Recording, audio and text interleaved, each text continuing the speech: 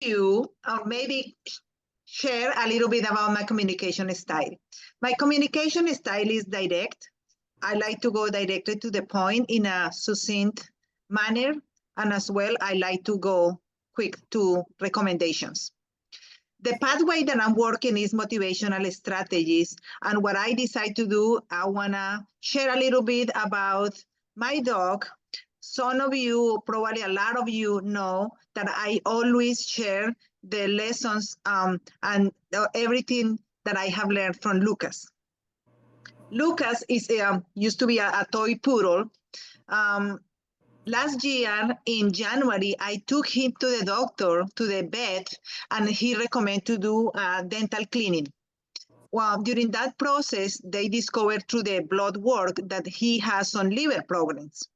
We did an X-ray, and the vet made a determination that it was best for him to do the dental cleaning, and then we figured out what to do with his liver, and he did have gallstones. After he recovered from his dental procedure, I agree with the vet that I wouldn't do more surgeries to him. He was 13 years old.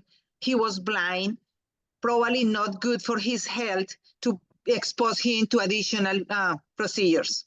I agree with the vet that I will take care of his diet, and the vet warned me he will be fine, but when he gets sick, you have to make a different determination. That was in January 2023. This year, in April 30th, Lucas started to throwing up and feeling bad. The next day, May 1st, I was working as normal in a business call when I feel him. Remember, Lucas was a toy poodle, 13 pounds. When I heard him howling so loud, but so loud, and howling, and I asked to be excused for my business call, and I say, I'm sorry, my dog, it seems like he's having an attack. I went and looked him, and effectively, he wasn't feeling good.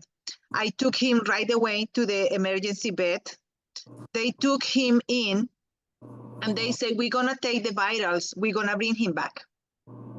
They never came back. When they call me, they say, the vet wants to talk to you. They called me to a room, and the vet came, and she said, I don't know if it was coincidence, but he collapsed. He seems that he has vertigo. He cannot stand up in his own. My heart started pounding, and I knew it, and I said, maybe today is the day. But the doctor, the vet, is still asking me, what do you want to do? What is your goal? You want to keep extending his life. We keep talking about the situation, and then she said, he has so many complications, and she brought to my attention, she says, if you decide to euthanize him, I will support you. Of course, it's something that I didn't want to do, but I decided to do it. I decided it's time for him to go. He's super sick. It's time for him to go. I walk out. I stay with him through the last minute until he passed. I walk away from the bed with a leash and a collar that his owner wasn't longer with us. But I sat in my car and I started thinking, what was the last thing that my dog give me a lessons? First thing, he was ready to go, and he has the most pleasant and wonderful life. Even though I was super sad, I knew it that we did everything for him. He has the most wonderful life, and his sunset date, it was that day, and he needed to go. I walk away with no regrets and no remorse. I was happy that he has the best life. The lesson that I want to share, and I want to ask all of you, is pull your bucket list. Do everything that you want to do. Check. Do it today, not tomorrow. Tell to your loved ones that you love them today, not tomorrow, because you don't know when it's going to be your sunset. Then the next lesson that I learned from him, he was howling so hard. He wanted to go. He asked me to let him go. I want to mention to all of you, and the next lesson that I learned from him is, When our sunset come, we should be ready. We should be happy and fulfilled with everything that we did in our life, and we should be ready to go. We shouldn't have any remorse, and we should be prepared to go.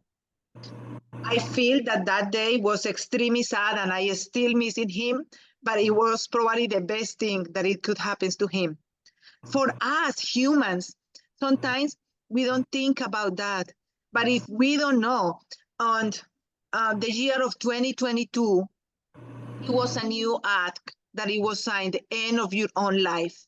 For people who has some terminal diseases that the doctor don't give them more than 6 months of life, it is an option that you can take your own sunset, your life. You don't make suffer the other people. That's why the two last lessons that I learned from my dog is do what you want to do, what make you happy today, not tomorrow, because the tomorrow probably doesn't exist. And the other one is your sunset time. Accepted that we all have a sunrise and a sunset time, and we should be ready to go and happy to go, and our life should be fulfilled, and we should let our souls fly free. Thank you.